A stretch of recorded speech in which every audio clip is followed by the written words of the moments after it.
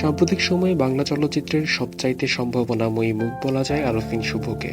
গত বছরের ছুঁয়ে দিল মনের ব্লকবাস্টার সাফল্যের পর এবছর তার মুসাফির ছবিটিও ভালোই ব্যবসা করেছে।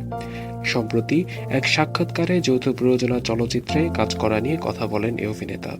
যৌথ প্রযোজনার ছবি নাকি দেশীয় একক প্রযোজনা, কোনটাকে বেশি প্রাধান্য দিচ্ছেন এমন প্রশ্নে শুভ বলেন, আসলে কলকাতা এবং আমরা একই ভাষায় প্রেম নিবেদন করি, একই ভাষায় মাকে ডাকি, কিন্তু ভাষা একরকম হলেও মাঝে রয়েছে একটি বেড়া। আমি তার দর্শক, সেও আমার দর্শক। পুরো পৃথিবীর কাছে আলাদা হতে পারে, কিন্তু আমার কাছে আমরা সবাই বাংলাভাষী। আমি বাংলা ভাষায় কাজ করি। আমার ভাষা যার বোধগম্য হবে আমি তার জন্যই কাজ করব। আমি আমার সময় সিনেমার প্রযোজকের কাছে বিক্রি করি। এখানে যৌথ প্রযোজনা নাকি দেশীয় প্রযোজনা, কোনটাকে বেশি প্রাধান্য দেওয়ার কিছু নেই। দেশের প্রতি ভালোবাসা রেখে ভালো কাজের প্রস্তাব এলেই আমি অভিনয় করব। এলটিভির সাথে থাকার জন্য সবাইকে ধন্যবাদ। এক্সক্লুসিভ সব নিউজের জন্য আমাদের সাথেই থাকুন।